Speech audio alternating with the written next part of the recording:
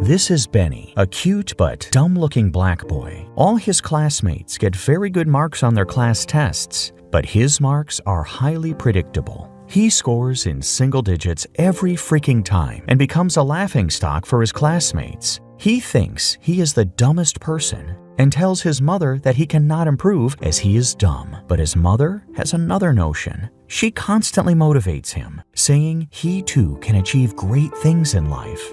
This is a true story of a man in flesh and blood, an extraordinary life of an ordinary person who achieves the impossible. Despite being mocked at and racially harassed time and time again by friends and teachers, he bounces back and does what only a genius can do. His story begins in this classroom. He, as predictable, again gets a 0 on his class test. A girl says that he has got none, but the class teacher hears it 9. While other students score above 20, the teacher appears to be happy with Bernie's poor score when she thinks that is 9. This is quite an improvement by Bernie's standards. When everybody finds Bernie's marks, the class laughs loudly, as if routinely. This does not stop here. To make things worse, people mock Bernie whenever they find him. Bernie is followed everywhere, not because he is celebrated, but for the wrong reason. A group of bullies follow him and start bullying him. He looks frustrated, as anyone would in his situation. Bernie gets furious and cannot control his rage and punches a boy's face with a lock in his hand, bleeding him out.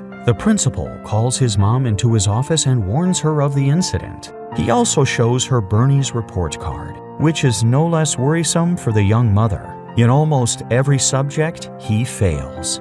These bullying incidents greatly influenced Bernie's confidence and thought process. He repeatedly tells his mom, Sonia, that he is not smart enough, but his mother is a fountain of motivation for him and his elder brother, Curtis. One day, Bernie asks his mother for help in his studies. Sonia dodges the situation by saying that she needs a new reading glass. She finds out that Bernie has a problem with his eyes. He cannot read because he cannot see the small words properly. He gets his glasses, and voila, he starts improving his grades, class tests, and spelling competition. He goes to the church for a Sunday morning sermon. The minister appears to be a great speaker and motivator. He tells a story of a doctor in his speech. Bernie starts to imagine himself as the doctor and resists a pirate. This imagination gives him the key to a wholly different world of learning and growing. He comes back home and tells his mother that he wants to be a doctor. He goes past his disbelief that he is not smart. A new vista of life opens up for him.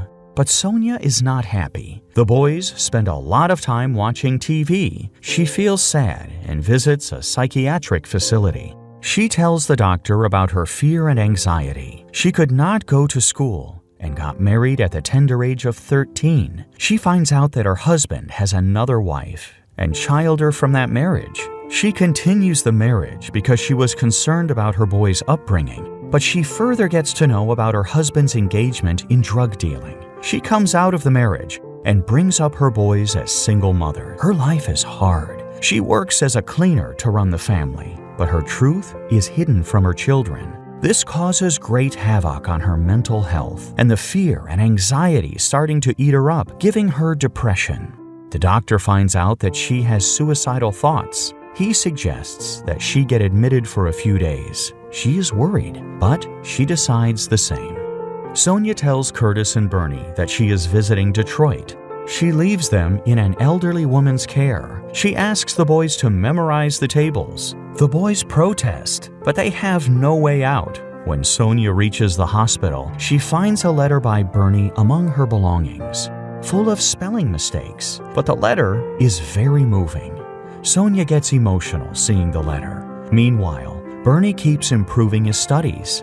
Now he gets 24 out of 25 on a class test. She runs home to tell her sister Scott, their caregiver, but to his surprise, he finds his mom is back home. He embraces her, says about his progress, and shows her his marks. Sonia is visibly very proud and happy. She keeps motivating Bernie and keeps improving.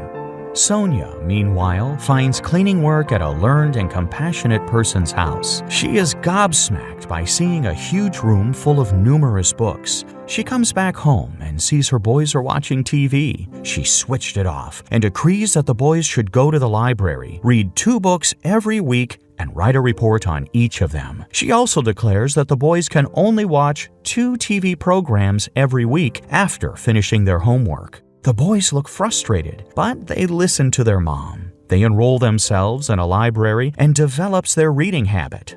They start the process of learning. On TV as well, they watch a quiz show to broaden their minds. This new love for learning starts giving Bernie a dividend instantaneously. The class teacher picks a rock and asks the class if they know about it.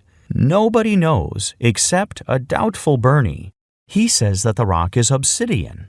He goes on to explain the process of obsidian formation. The teacher is surprised by the depth of knowledge of this young lot. He asks Bernie to talk to him after the class. Bernie meets him, and the teacher says that he has unlocked the power of his brain. This is quite a statement, especially when it comes from your teacher. Throughout, Bernie does very well in his class. He excels in spelling. He wins the spelling competition in his class, but the class teacher looks unhappy. But she has no way but declares that Bernie is the winner. She comes out to be a racist at the annual award function. The school's principal announces that Bernie is the best student in his overall performance. His mother and brother are in the audience. They look no less proud than Bernie. Bernie collects his certificate, but the racist teacher comes to the mic and says something that shows her deep down racist mentality. She says that the other students should be ashamed because though Bernie is a black student and raised by a poor single mother, they could not achieve more than Bernie. She, unfortunately, could not see Bernie's talent beyond her racist views of life. The incident rattles Bernie's mom. She decides to get Bernie admitted where his talent can be appreciated irrespective of his skin color. She gets him admitted to a school where most of the students are black, if not all. Bernie is bullied there by a student for his shabby old clothes, which do not fit the fashion of his generation. Bernie replies to him in his language, and they become friends.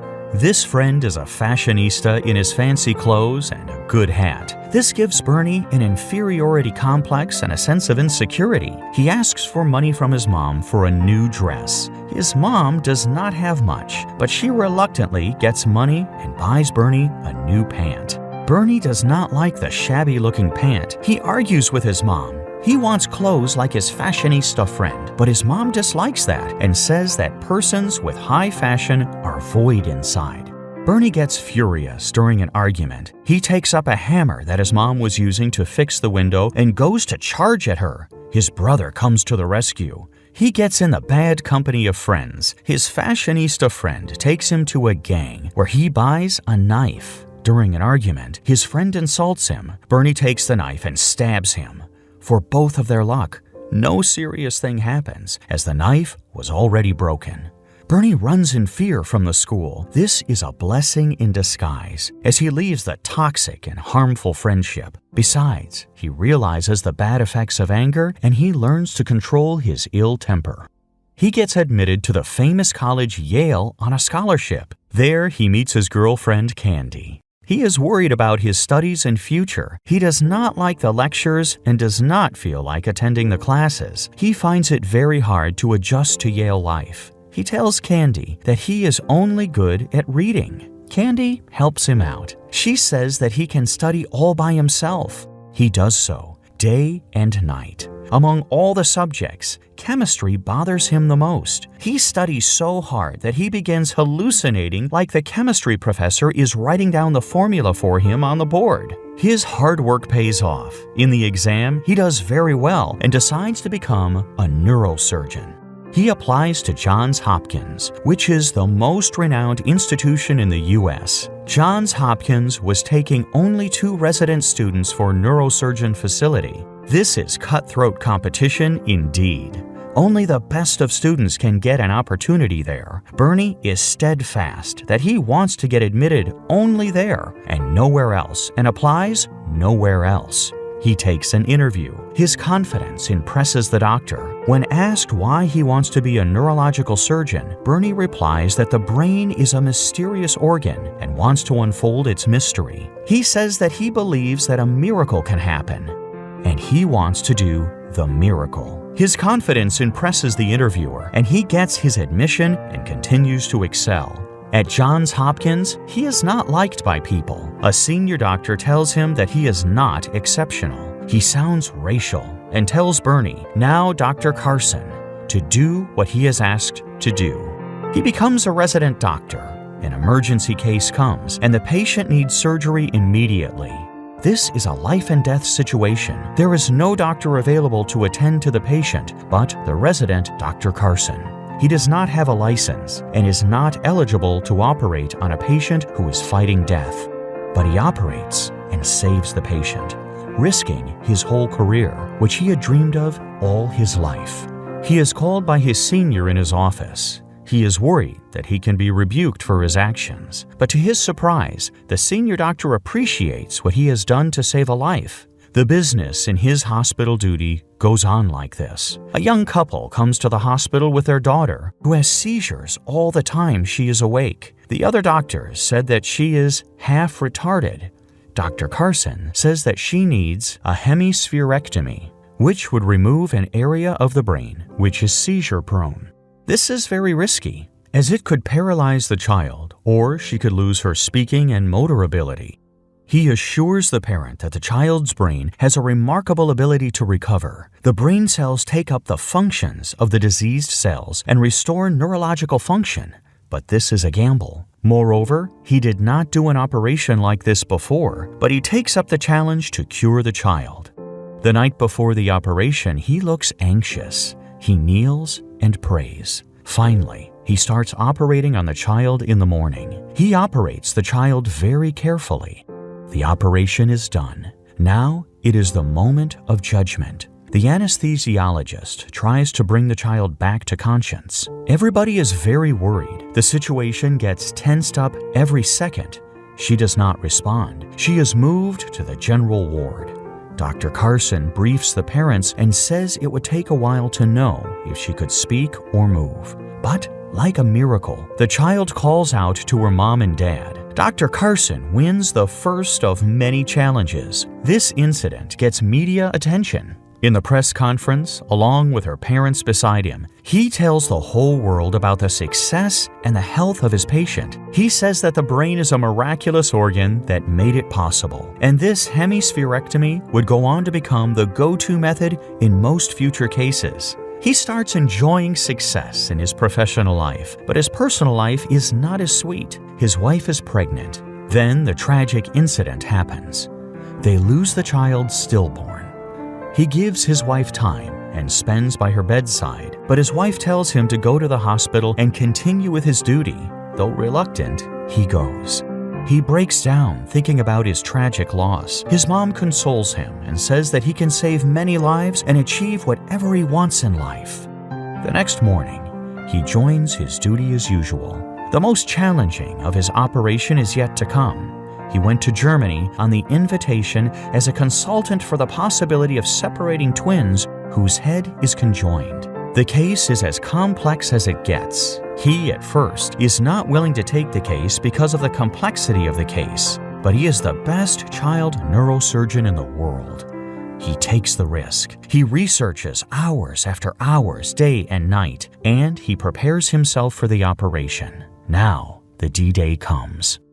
The children's parents come from Germany. Dr. Carson, along with 50 members of staff, prepares for the operation. They get an alternative for each machine. They rehearse for hours so that no mistakes can occur. This case does not have any scope, even for a single mistake. 2 groups of doctors prepare for the operation and to tend 2 children separately after the operation. The operation starts at 7:15 in the morning. It involves cardiothoracic surgeons as well. To prevent the children from bleeding out, the circulation of blood to the brain is stopped by a cardiac operation first. Then the process of separation of the brain starts. Dr. Carson has only an hour to complete. If he takes more than an hour, there is a chance of being brain dead. And this will be a failure in the first place, but as usual, he does it in time, and the whole process completes in a long 22 hours period. Dr. Carson meets the parents and informs them about the success of the miraculous complex operation. The end.